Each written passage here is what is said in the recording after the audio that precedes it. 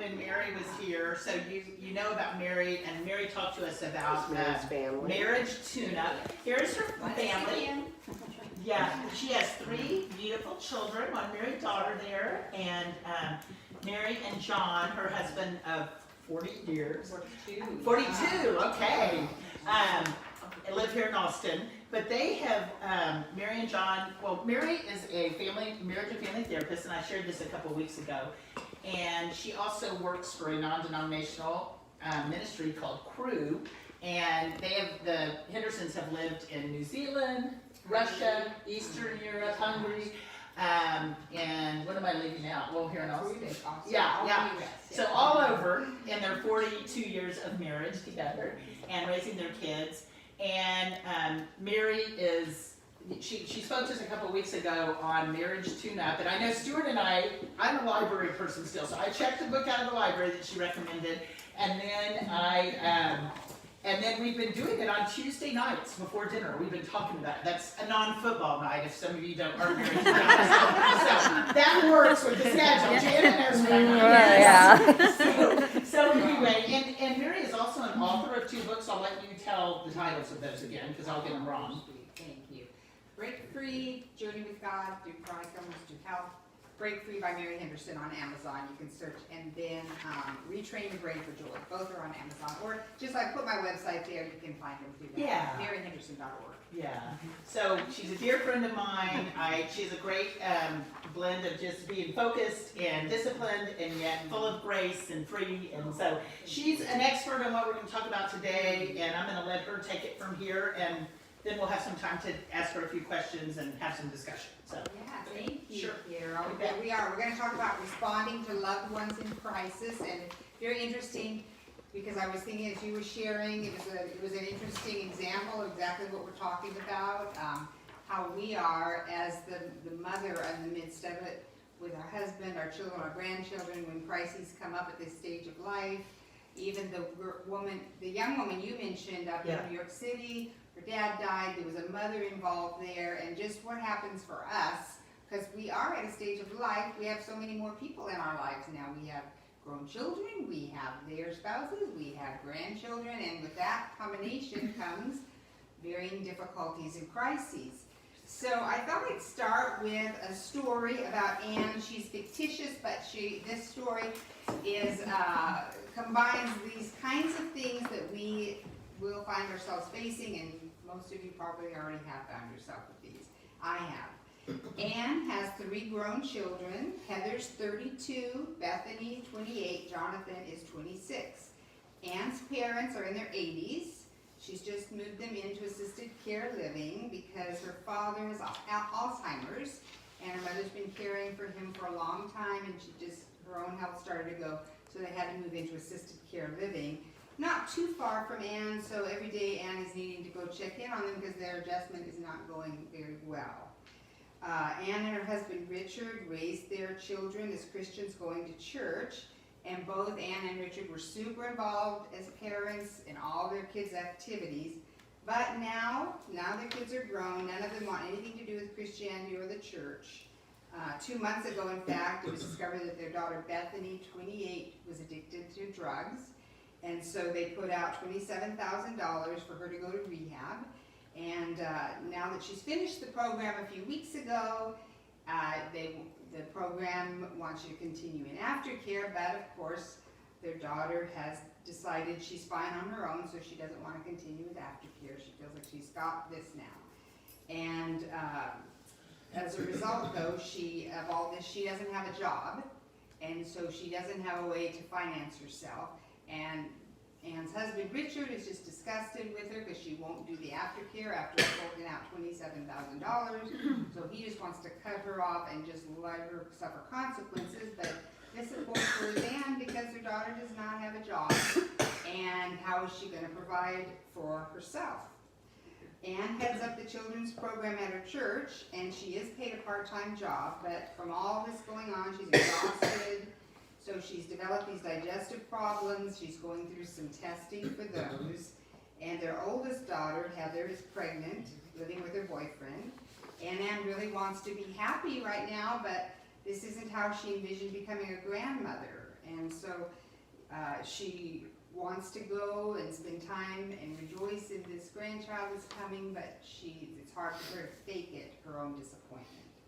So even though it's a fictitious story, I'm guessing in this room, many of us can identify with various aspects, and I definitely can. I've written this out of some personal tweaking, some personal experience, so you can't identify who I'm talking about. But also counseling. I have so many examples of this in counseling to draw from. But these are some of the questions that we ask in these situations. Should Anne quit her job so she has more time and energy to give to her parents and to her own health? Should she pursue talking more to her kids about their faith, or just let them go on their own paths because they're tired of hearing things? Then with her daughter Bethany's drug problem, should she try to persuade her husband to at least, provide some finances for their daughter, or should they just let her go away and suffer the consequences? Fourth, Anne wants to be happy for her pregnant daughter Heather, but she's disappointed. So should she how should she be around her without making matters worse, because she can't fake it and not show her disappointment? So this feels like a grim picture, but it doesn't have to be, because I want to give you hope. I want to give you a way you can have joy and peace, because I'm sharing a lot of my own personal story. And those that know me well know I've walked through some really hard things my last decade, but God has shown me how to have joy, peace, purpose in the midst of things still that are unresolved. And it has taken work. It's taken holding God's hand tightly and going to His Word. And the one verse I claim tons in this is James 1:5 that says, if any of you lacks wisdom, let her ask of God, who gives to everyone generously, and it will be given. And I've asked God for wisdom so many times, but I don't know what to do, even in the middle of a conversation. What should I say here?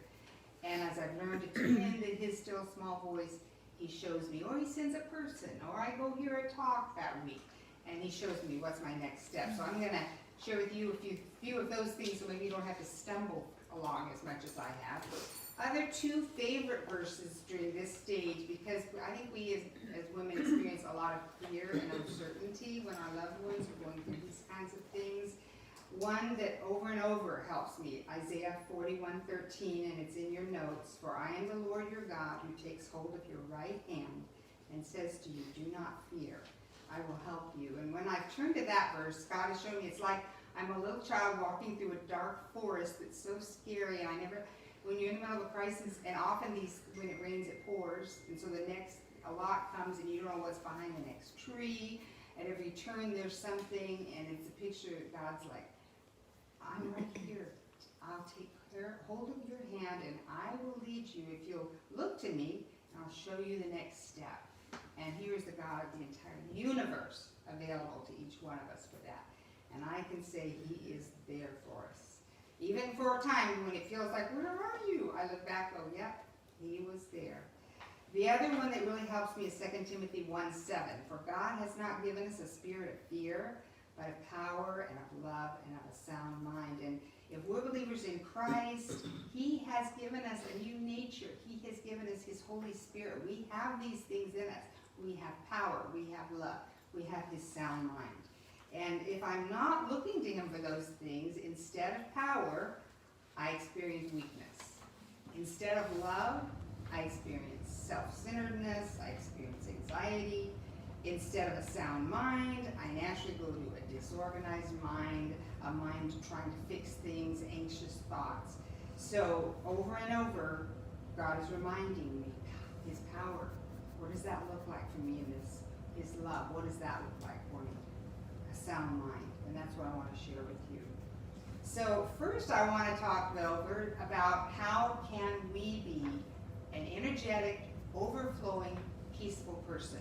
Because before we can help others, we have to know how to put that oxygen mask on ourselves and keep it on ourselves. Because only then, as we know, do we have enough oxygen to give to others. So I'm going to spend some time here at the beginning talking about some practical steps, first 3 things, and then I'll talk about 2 others for how to go about helping others. So when I think of principle 1, and I've written it there, it's comes from that Proverbs 29:18 verse, where there's no vision, the people perish. We each, as women at this stage of life, have to determine what is God's unique call for me, right, during this next 5 years, this next 10 years. I will take time every 5 or 10 years to pull aside with God and say, Lord, realign, what are you calling me to? And sometimes it's 2 or 3 things. Another way of putting that is, what are my interests, what are my passions, what are my strengths, and how can those be used to further God's kingdom purposes? And I love how a calling has been defined as that place where my passions and strengths intersect with God's purposes in the world. At that point, where my passions and my strengths intersect with God's purposes, that's what his calling is for me. And often this doesn't mean we change anything, and sometimes it means we change a lot of things. Sometimes as I look at this, I realize, I am doing the things he wants me to do, but it's just realigning my core. Why am I doing that? Because if I don't have that core realigned, I'm just scattered in my thought. I'm kind of solving this problem, putting out that fire, doing whatever comes up. When I have that core knowledge, I'm heading forward in a purpose-driven life, basically, with what he wants me to do. And also knowing that core calling, it zaps me with energy, like lightning zapping me, rather than sapping me of energy. These things that I'm doing, and like quicksand, these needs I'm meeting are just kind of pulling out of me. So there's something so energizing when I know I'm doing what God is leading me to do. A lot more can be said about that, but I just encourage us to pull away, ask God to show us, maybe have conversations with close friends.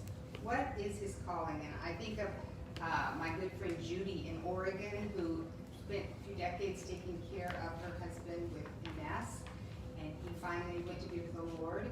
And then she asked, what's your purpose for me? And she has 3 grown children, living near her 10 grandchildren, and her kids really want her involved, want her babysitting, love being with her, and that is her calling, to disciple and help and lead her grown children and grandchildren, and they're asking for that, which is kind of rare. So she's wanting that.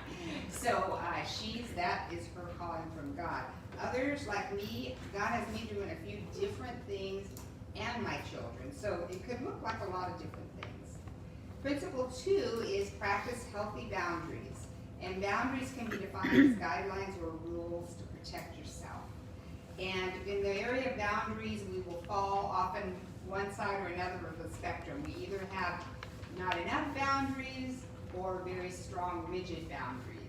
And we need to kind of know ourselves the way we go in this and educate ourselves so we don't fall into the problems of either, because either of those will hurt our relationships with our loved ones and hurt ourselves if we don't understand boundaries. And some great books on those are, of course, the Cloud and Townsend books. They have their boundaries. They put boundaries for children. I don't even know. They have several versions.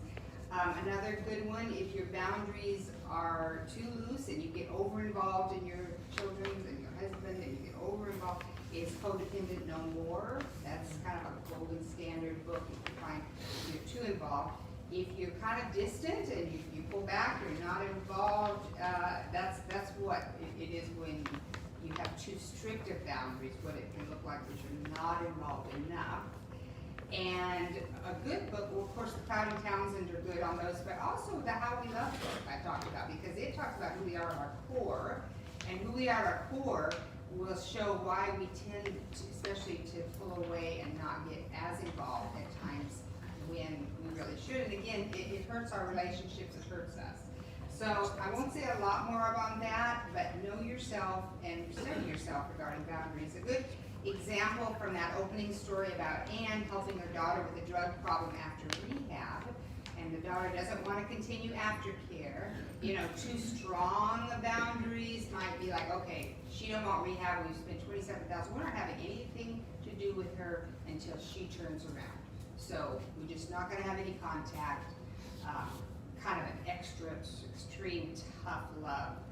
And that would be too rigid of boundaries, we say. Too weak of boundaries might be like, okay, we're gonna, even though she doesn't want to continue, we're gonna just keep trying and pushing her and talking to her every day and trying to get other family members to call her and convince her to continue, and we'll keep giving her a little money and just see, how she, if she'll kick things off.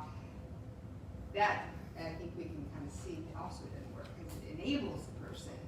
And just the right boundaries would be something like, we're offering, if you'll be looking for a job for X amount of time, however is realistic, we will pay for your room and board while you're looking for a job, and then if you haven't found a job, then this money stops, and you want to always be in touch with their addiction specialist who they're working with to make sure you're working in conjunction with what they're saying. So that would be kind of a just right boundary, and then if they don't fulfill that getting a job, they don't get finances because they need to suffer consequences to be motivated. All right, let's go on to principle 3, maintain margin in your life while monitoring your boundaries. So margin is this concept of, let's say this paper represents all the time you have in your week and all the energy you have in your week. It's 24/7, all your time and energy. And let's say if I draw a rectangle on it, this represents, inside this rectangle is how much time you schedule for yourself, the things you do with your family, job, husband, kids, extracurricular. This is what you schedule.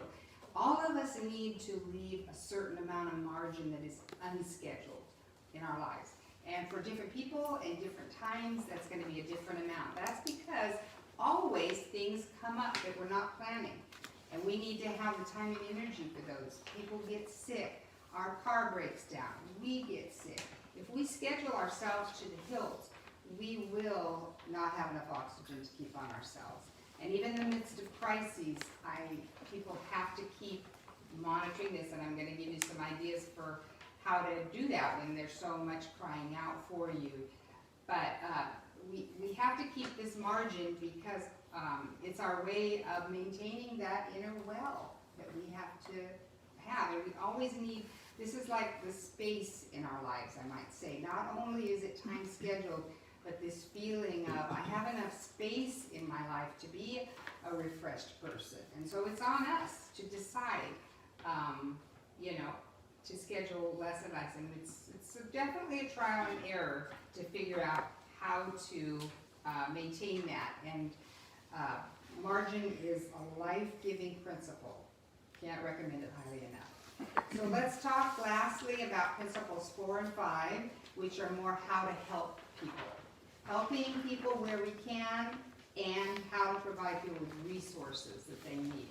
So first, let me just list, so we have in our mind, some of the kind of crises we might be helping out with. Well, we've already had some good examples.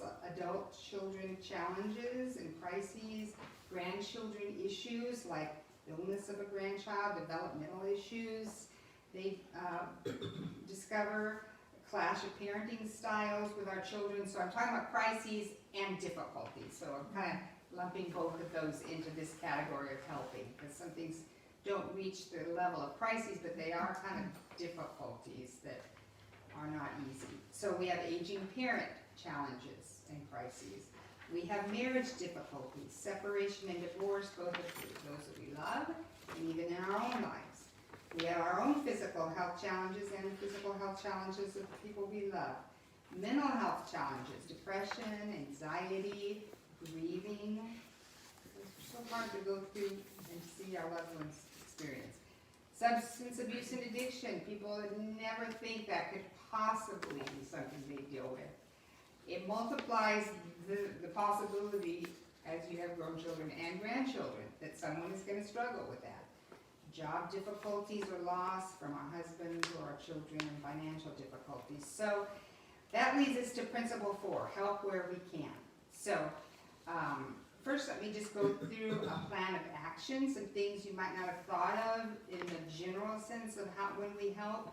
And on your list, it's listed there as 4 things under principle 4. We want these are things people want and need when they're in crisis. 1 is to regain a sense of safety and control. 2 is ongoing emotional and psychological support. 3 is practical help.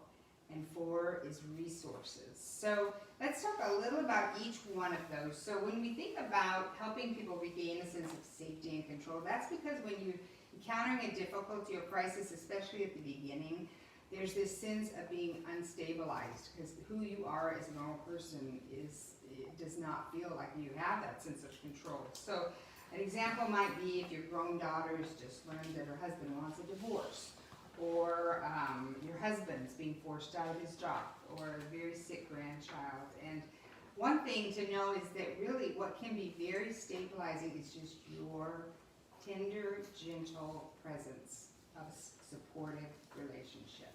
That is very stabilizing. Just a presence that's not demanding, but is just consistent and expressing care, touching base, just letting them know you're there.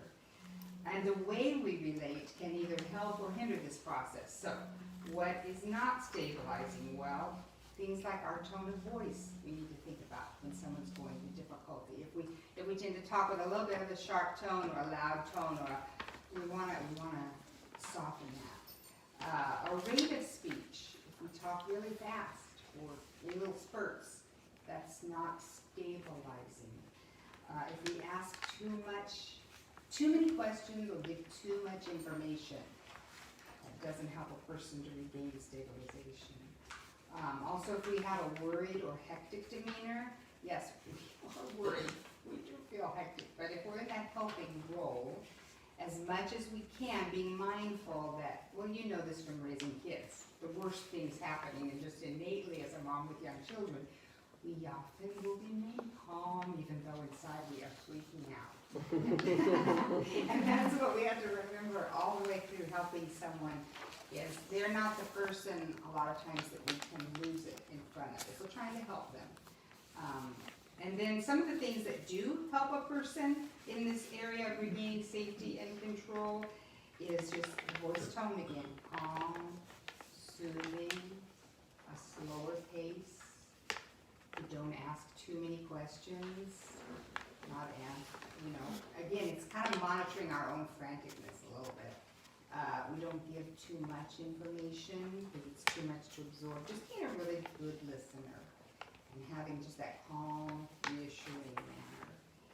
And, it can be stabilizing to give a person a Bible verse that might help them, but not always, because sometimes people just do not want to hear that, and sometimes we think, this would be the perfect verse for them. And I know I do that, I think that, but the timing is everything. And sometimes a verse is good and we'll discern this would really help them. Other times, even if they're a strong Christian, it's just not the right timing. So we want to think about that also when we're helping a person with this stabilization aspect. So then the second area we can help people is that ongoing emotional, psychological support. And that's just defined as interacting with a person in a non-intrusive, supportive manner. And, it's really important here to be aware of giving them as much or as little support as they want. We have to kind of tune in our antenna. Do they want help from us? Because sometimes we just want to smother them with it if they want it or not. So being mindful, what are their boundaries? Because sometimes we can hurt them and our relationship long term if we are intrusive. That would be how that would be defined, trying to help when they don't want it and they don't want as much from us. And for an example might be, let's say you have a daughter-in-law and she's kind of venting to you after she's had a long day, and she's venting about how the kids are so undisciplined and she's just having so much trouble figuring out how to discipline them. And one thing that can help, and we all probably know this, how much help it is just to vent.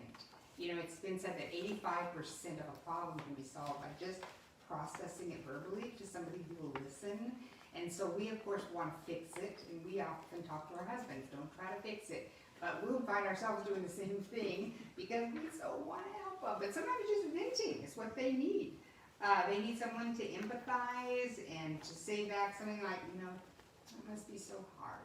It must be really hard. Because sometimes that builds that long-term relationship, which is what we're going for when we hold back and don't offer what could help them actually. Also, our manner of how we, again, it can feel either intrusive or not. So intrusive has to do with tone, what we might say or ask. So it might feel in this example intrusive to say something like, well, and this sounds obvious, but we could actually have these words come out of our mouth like, with your child, like, what did you do that made them act up? Or some version of that. Did you do something, you know?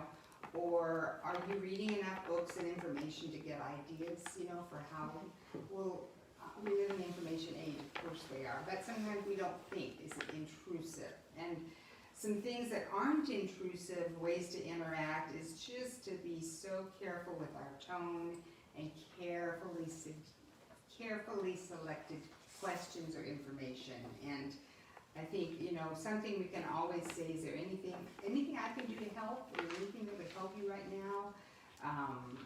One thing, again, we have to be so careful with in anything is advice. And you know, we do know so much at our end of life. That's the problem. We've learned so much, you know, and we do know what can be helpful. But we also know, because we've been the recipient of unwanted advice, that you don't want to hear it, or you can't hear it from certain people or at certain times. So I just say that over and over, and I'm pointing three fingers back at myself, you know, to be so careful with giving advice. And it can just close doors. I've seen it in my own life, and I've seen it in others for a long time for a future relationship if I'm too much on the advice giving end of things.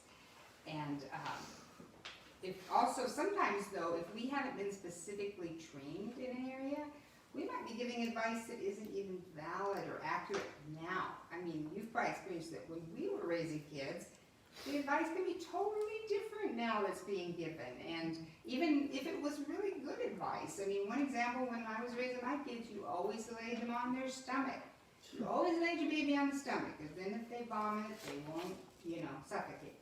Now you always lay kids, or I don't even know if it, but it was always on your back for a while. So anyway, we have to be careful with our advice if we do give it, that we know what we're talking about. James warns in James 1:19, everyone should be quick to listen, slow to speak, slow to anger. So that quick to listen, slow to speak. So practical help, number 3.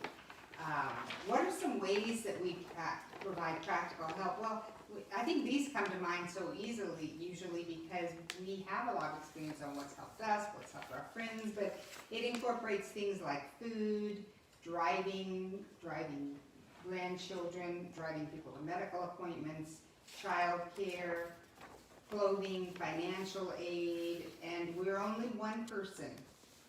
And like I said, we have to have our own margins. So that's where the next one, resources, comes so huge. So that was one of the big aha moments for me being trained as a counselor, is so much of what I do is knowing and pointing people to the right resources, because others have a lot more specific training, or they have a lot more people involved trying to give, so it's all spread amongst a bunch of people. So one of the top things I think is resources. What can I connect people to? So I want to give you, and I've listed, I had listed 4, and I'm going to give you a 5th, kind of one-stop shopping for resources, like mega sources for resourcing. And the first one I listed was, let me turn my page, a church. Your church, their church, a church near them, because churches, this is their business. They have done so much of this. They've got lists of where to send people, how to help people. That's why churches exist, to help people. And a lot of times, a crisis is what will reconnect a person to God or reconnect them to a church. That's a side benefit. But churches offer things like pastoral counseling, recovery groups, grief counseling, parenting classes, marriage classes, meals, a lot of resources sometimes we don't even know about. So think church as one resource source. Another is the phone number 211. Many people don't know about it. It's such a gold mine. Or their website is 211texas.org, or the actual phone number 211, and they provide social service info and mental health info. And they are set up a lot to help people with lower income, but not exclusively. And I have found out that as we go through life, our children, our grandchildren, maybe us, sometimes are in a category where we're not in the category of having a bunch of finances. So we may find we have to refer ourselves or loved ones to things that don't cost as much. This can really be true with addictions, because addictions where you can't step in, and like I said in the first example, that grown child doesn't have a job because of addiction, that's where these kind of resources could also be helpful. So what do they provide? Things like senior citizen services. You can call this number. First I want to say 211 is so friendly. Those people are trained well. I call them for clients trying to find resources. Those people are trained to talk like they're your friend. I mean, they're just so down to earth. They'll stay with you on the phone. They'll be like, I don't know about that. It's like you're talking to a friend and they're looking through their stuff, but they're very well educated about what's available. So they do things like senior services, like Meals on Wheels or medical, food, housing, and clothing, support groups, healthcare services, teen pregnancy, prescription assistance. I'd encourage us all to go home today and look on the 211texas.org and just look around a minute, because you'll see quickly what all they provide. Because it's good to have it here, because you have friends and things that are also going to need that. Of course, we are familiar with the phone number 911, but what many people don't know is you can call them with a mental health crisis. If you have someone who is suicidal, a child, a grandchild, they are equipped to be called and to come, and how to handle a suicidal situation, or let's say a bipolar situation, or someone who's highly agitated. Just think of them if you're in some kind of a mental health crisis. 911 will come, and if it's mental health but not emergency, that's when you call 211, the first one. Another number many people don't know about is 311. So this is for non-emergency help with practical city services, and they have an app and they have the website here as well. But I've called 311 for people, so they help with things. And like I say, when it rains, it pours, so guaranteed you're in a crisis, you're going to need something. There's going to be stray animals, down street lights, trash collection didn't happen, potholes, a dead animal in the road, street light issues, water waste stuff, an animal that is found, you don't know what to do with, food issues about like food poisoning or flooding, or they're the ones to call for this. And I can think of one example, because I know about it. One night, okay, here's a practical example. My grown son in his 30s, he was coming over, it was about 11 p.m. He got out of his car, and what happened, he dropped his car keys in the gutter, and it fell all the way down in that hole where you can't reach down there. And it went into the level. I just dropped my keys, so I thought, well, let's call 311. Do you know within 30 minutes, they had someone come out and get those keys out? I know. And that's not even on their list, but they're very friendly too. They're very friendly, and so they are so fantastic. Good to know. The final one I'll mention is NAMI, the National Alliance on Mental Health, and their website is nami.org, and I forgot to write this one in, so nami.org, National Alliance of Mental Health. This is good because it is for individuals with mental health issues, but their families. So often, we're the moms, we're the grandmothers, we have someone and we're so distraught, or we don't know how to get them help, or that's where this organization is outstanding, for the loved one who is trying to survive whatever the mental health crisis is. So I'll just close by saying, all seasons have their unique challenges, joys, and needs, but I feel like this season is the one over and over I hear, no one prepared us for this season. Nobody prepared us for these kind of things. And I don't know, there's all kind of classes for parenting and other things, but for some reason this stage we don't hear as much about. But I want to say that it can be our best, most fruitful season of life. Moses was 80 years old when he started leading Israel out of Egypt. Noah was 600 years old when he entered the ark he had built. So we're all young whippersnappers still. And, Peter Scazzaro, who you may know some of his books, he wrote Emotionally Healthy Church and Emotionally Healthy Spirituality. This is his quote: "If you're a growing Christian, your most fruitful decade will be your 60s. Because we have all this experience to draw on. We've seen things, we know stuff. He says, if you're a growing Christian, your second most fruitful decade will be your 70s. And if you're a growing Christian, your third most fruitful decade will be your 50s. And I figure that's probably because in your 80s, sometimes you start having more health problems. Your heart's still there, but you're starting to struggle a little bit. Not necessarily though. So that goes against the message of our culture, so do not believe the lie of our culture. This can be the most fruitful time of your life for all eternity for God's kingdom. So walk with God through this and keep looking to Him and just allow Him to bear this fruit through you that He wants us to have. He wants us to be like a tree just full of fruit where it's dropping off, and we can be even in the midst of these challenges. So I know I've gone over. No, that's right. I want to ask any questions. Okay. Yeah. Have you all take a little time to ask any questions? All right, yeah. if you Of have Mary, any, just a few minutes if you have. All right, yeah. Thank you, Mary. That was wonderful. Yeah. Jennifer. Yeah, I have a question because, you know, I'm a fairly new empty nester and they're on the payroll still because they're in college. Do you,